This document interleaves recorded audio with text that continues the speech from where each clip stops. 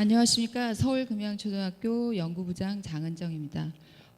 소프트웨어 교육은 연구의 목적이 소프트웨어 교육과정 개발이다 보니 앞부분에 저희가 연구한 내용을 발표를 해드리고요. 뒷부분에 그 개발했던 교육과정을 적용한 수업 사례를 소개해드리도록 하겠습니다. 소프트웨어 하면 많은 선생님들이 첫 마디가 소프트웨어 교육을 왜 해야 됩니다. 초등에서 할 필요가 있어? 라는 말씀을 하십니다. 그렇게 말씀을 하시는 이유는 소프트웨어 교육은 프로그램을 만드는 게 다라고 생각하고 계시기 때문입니다. 하지만 그게 다가 아니라는 거 소개해드리고자 합니다. 본기에서 잡은 연구 주제는 소프트웨어 교육과정 편성 운영 모델 개발 및 적용을 통한 논리적 사고력 신장입니다. 2014년 7월 교육부는 초등중 소프트웨어 교육 활성화 방안을 발표하였고 2018년부터 소프트웨어 교육 의무화를 발표하였습니다. 이는 소프트웨어 교육이 21세기에 필요한 창의적 사고력과 문제 해결 능력을 갖춘 인재를 양성할 수 있다고 생각하기 때문입니다. 따라서 본교에서는 소프트웨어 교육의 적합성을 검증하고 효율적인 교육과정 편성 운영 모델을 제시하고자 하였습니다. 운영과제는 세 가지로 잡았습니다. 첫 번째 운영과제는 소프트웨어 교육 교수학습 환경을 조성하는 것입니다. 두 번째 연구과제는 소프트웨어 교육 교육과정 편성 운영 모델을 개발해서 적용하는 것입니다. 세 번째 연구과제는 소프트웨어 교육 확대 및 일반화입니다. 소프트웨어 교육 교수학습 환경 조성은 소프트웨어 교육 관련 교육 환경 조성과 소프트웨어 교육을 활용한 역량 강화 연수로 이루어졌습니다. 소프트웨어 관련 교육 환경은 물적 환경과 인적 환경, 그다음에 일반화로 주력하는데요. 인적 환경은 연구학교 추진 운영팀과 교육과정 개발팀을 조직하여서 운영하였고, 물적 환경으로는 현재 본교 4, 5, 6학년 모든 교실에서 인터넷으로 수업을 할 수 있도록 무선 AP를 깔고 단말기를 한 학급 분량을 구입하여서 원활한 인터넷이나 프로그래밍을 활용한 소프트웨어 교육을 할 수 있도록 준비를 하였습니다. 소프트웨어 교육 역량 연수는 교사, 학생, 학부모를 대상으로 실시하였습니다. 두 번째 연구과제인 소프트웨어 교육 교육과정 편성 운영 모델 개발 적용입니다. 소프트웨어 교육 교육과정을 개발하기 위해서 교육부에서 제시한 소프트웨어 교육 학습 요소를 분석하였고 소프트웨어 교육과 관련된 교과 내용을 분석하였습니다. 이를 바탕으로 소프트웨어 교육과정을 개발하였는데요. 크게 실과교과 교육과정과 창의적 체험 활동 시간을 활용하여 개발하였습니다. 그리고 개발한 교육과정을 교수학습 활동을 전개함으로써 교육과정을 수정 보완하였습니다. 다음은 개발한 교육과정 내용입니다. 소프트웨어 교육의 핵심인 학년은 초등에서는 5, 6학년입니다. 그래서 5, 6학년은 실과교과 시간은 18시간을 확보하고 그다음에 창의적 체험 활동 시간 9시에서 총 17시간을 확보하도록 지금 교육부에서 얘기를 하고 있습니다. 5학년과 6학년은 저희 학교에서는 스크래치라는 프로그램을 활용해서 실과 시간에 소프트웨어 교육을 실시하였는데요. 이 프로그램을 활용한 이유는 아이들이 재미있게 다가갈 수 있고 쉽게 문제를 해결할 수 있기 때문입니다. 그 다음에 창의적 체험 활동 시간을 활용한 소프트웨어 교육 과정입니다. 본교는 1학년에서 6학년까지 모두 창의적 체험 활동 시간 9시간을 소프트웨어 교육에 할애하였는데요. 내용을 보시면 아시겠지만 크게 저학년은 생활과 소프트웨어가 많이 차지를 하고 알고리즘에 대한 내용은 적게 차지를 하게 됩니다. 그래서 아동의 발달 단계에 따라서 3학년, 4학년, 5학년, 6학년으로 갈수록 알고리즘과 프로그램에 대한 내용이 심화될 수 있도록 교육과정을 작성하였습니다. 3학년까지는 알고리즘을 익히는데도 언플러그드 활동을 주로 하였고요. 4학년부터는 알고리즘 활동을 하는데 이제 code.org라는 사이트를 활용하였습니다. 5, 6학년에 창의적 체험 활동 시간을 활용한 소프트웨어 교육은 언플러그드 활동으로 진행하였습니다. 이 이유는 8시간이 실과 시간에 프로그래밍 활동을 하기 때문에 이렇게 구성을 하였고요. 1년간 적용하고 논리적 사고력 신장이 되었는지 검증한 결과입니다. 표를 보시면 아시겠지만 전체적으로 논리적 사고력이 향상되었고요. T 검정 결과도 유의미하게 나왔습니다. 이를 통해서 소프트웨어 교육이 논리적 사고력을 신장시킬 수 있다고 볼 수 있겠습니다. 그리고 이 소프트웨어 교육을 좀 더 많은 학교에서 손쉽게 접근할 수 있도록 확대 일반화하기에 노력했습니다. 본교에서는 동아리 활동, 방과 활동을 통해서 소프트웨어 교육을 실시하였고요. 본교가 개발한 교육 자료를 학교 홈페이지와 에드넷에 활용하여 일반화시키고자 합니다. 그리고 오늘의 이제 이 주제의 핵심인 수업 사례를 발표해 드리려고 합니다. 근데 5, 6학년이 소프트웨어 교육의 핵심이다 보니까 저는 현재 4학년 담임이거든요. 그래서 6학년의 수업을 선생님들께 소개해 드려야 되겠다고 이제 생각을 했습니다. 그래서 저희가 이제 교육부에 제시하는 에듀넷에 올리는 거는 5학년 프로그램 하나, 6학년 프로그램 하나 수업 동영상 15분짜리를 올리는데요. 5학년 거는 지금 프로그래밍 활동을 하는 컴퓨터를 가지고 하는 활동으로 올릴 거고요. 지금 6학년 활동은 언플러그드 활동으로서 아이들이 알고리즘에 대해서 공부하는 내용으로 된 동영상을 올릴 예정입니다. 오늘 이제 여러분께 소개해드릴 수업은 알고리즘이고 언플러그드 활동으로 이루어진 수업입니다. 이 수업의 주제는 그리고 이 수업에 나오는 미모의 선생님은 이제 제가 아니고 저쪽에 계시는데 수줍음을 타셔서 제가 대신 소개해드리겠습니다. 이 수업의 주제는 로봇을 움직일 수 있는 알고리즘 만들기입니다.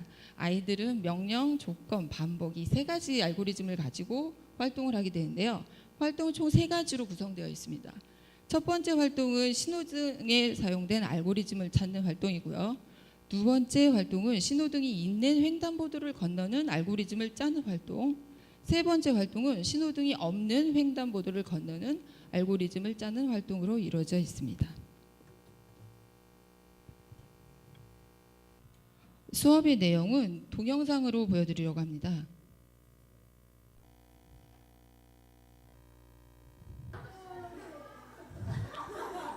지금 이제 동기유발의 모습인데요.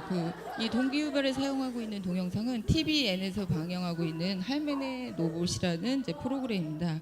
이 출연자들이 할머니들이 사는 시골에서 로봇을 가지고 생활을 하는 내용의 이제 프로그램인데 이 화면을 통해 아이들은 로봇이나 로봇의 그 프로그래밍이 우리 생활과 멀지 않은 이야기고 가까운 이야기라는 필요성을 느끼게 됩니다. 자, 이 머슴이 안에는 뭐가 돼 있어? 컴퓨터? 그렇지. 명령어가 프로그래밍 되어 있죠. 자, 우리가 이번 시간에는요. 자, 컴퓨터 명령어 프로그램을 알아보는 알고리즘을 한번 만들어 볼 거예요. 직접 누가 움직이게? 로봇이 움직일 수 있는 알고리즘을 만들어 보도록 하겠습니다. 자, 우리 알고리즘은 3가지로 이루어져 있다고 했죠. 뭐더라? 자, 유선 뭐? 전차시에서 아이들이 알고리즘의 명령, 반복 조건이 자, 있다는 걸 우리가 학습한 가장 상태입니다. 많이 볼 수 있는 아까 전에도 봤던 뭐예요? 명령. 자, 그 다음에 우리가 저번 시간에 또 라면 뭐예요? 조건. 자, 조건. 그 다음에 뭐예요? 여러 번 해볼 수 있는 반복. 그쵸? 선생님 이거 왜 색깔 다르게 했을까? 중요해서? 왜 색깔 신기했을까? 우리 종이 있잖아요. 그쵸? 분홍색은 뭐였어? 명령. 이제 이 분홍색으로 코팅된 종이와 노란색으로 코팅된 종이, 녹색으로 코팅된 종이를 마련을 해놓고 아이들이 알고리즘의 종류에 따라 그 색깔에다가 필요한 내용을 써서 그거를 순서를 배치하는 식으로 활동을 하게 됩니다. 신호등은 어떤 명령어를 하죠? 어떤 명령? 신호등의 우리 현식에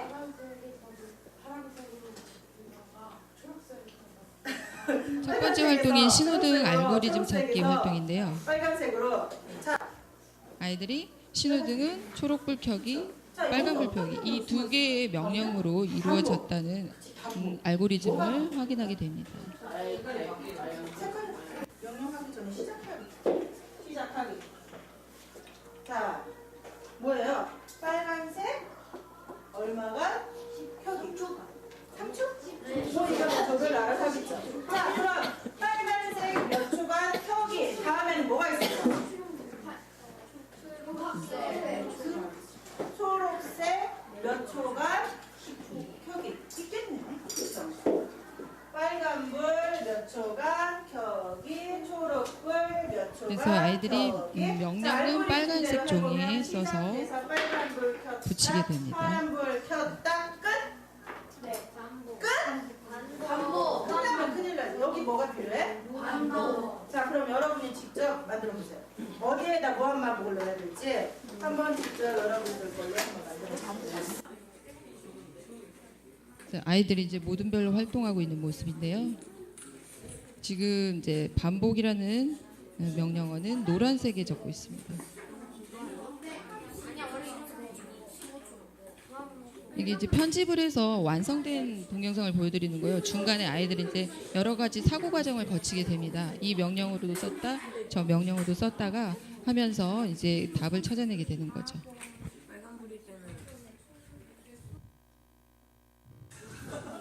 그리고 이제 아이들이 활동한 내용을 앞에 나와서 발표하고 직접 자기가 로봇이 되어서 시뮬레이션을 해보게 합니다.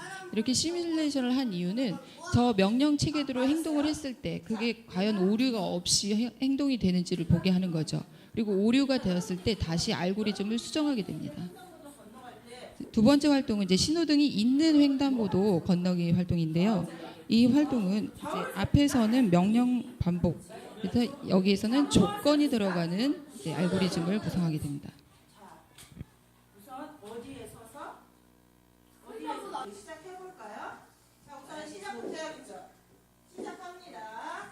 자, 우선 것입니다.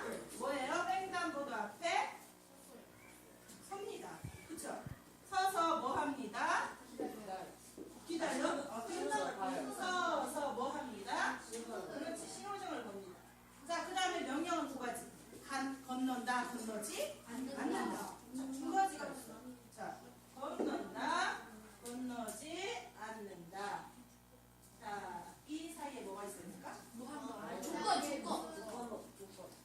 뭐가 있어야 돼요? 조건.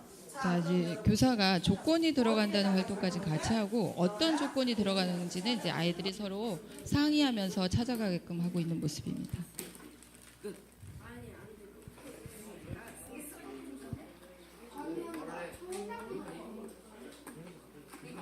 자, 우리 조건 발표. 자, 유성이 한번 갖고 나와서 붙여볼까? 네, 조건 한번 붙여볼게요.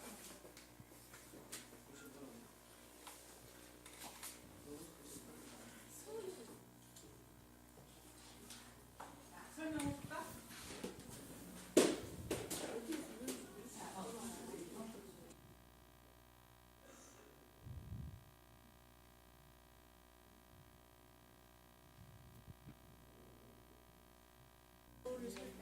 네, 이제 세 번째 활동은 신호등이 없는 횡단보도를 건너는 알고리즘을 짜게 한 건데요. 이거는 이제 조건과 함께 그게 다시 반복의 알고리즘이 더 들어가게 되는 거죠.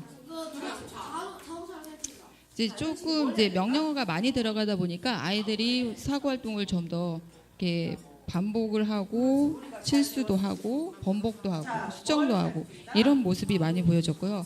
그리고 이 알고리즘의 결과가 모둠이 같은 알고리즘이 나오지 않습니다. 복잡해지기 때문에 이제 모둠별로 다른 알고리즘이 나오죠. 하지만 저 명령을 수행할 수 있다면 성공을 한 거니까 그 알고리즘 또한 정답입니다. 뭐 해야 돼? 횡단보도 앞에 서서 건너가기 전에 뭐 한다? 그렇지. 양쪽 차선을 살펴본다. 자, 그런데 선생님이 문제예요, 여기에서. 자, 양쪽 차선을 한 번만 살펴보면 될까요? 좌우를 살펴보는. 제가 앞에서 시간을 들어주고 계세요. 저희 시간이 1분 이거는 남았습니다. 조금 어렵죠. 자, 그래서 이런 식으로 해서 아이들이 알고리즘을 점점 심화하면서 이 짜는 활동을 해보는 수업을 보셨습니다.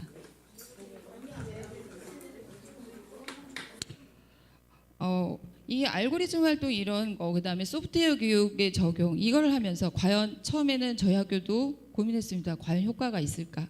네, 1년 적응한 저희의 결론은 아이들은 너무나 좋아하고 우리가 생각한 것보다 훨씬 더 많이 발전을 한다는 것입니다. 생활 속에서 우리가 발전된 아이들의 모습을 볼 수 있었던 건 아이들이 어떤 문제를 해결할 때 체계적으로 순차적으로 해결을 하려는 이제 모습을 볼 수 있었습니다. 즉 논리적 사고력이 향상되었고 그게 생활 속에서도 나타나는 모습을 관찰할 수 있었습니다. 1년차 저희의 연구는 이상으로 발표를 마치겠습니다. 감사합니다.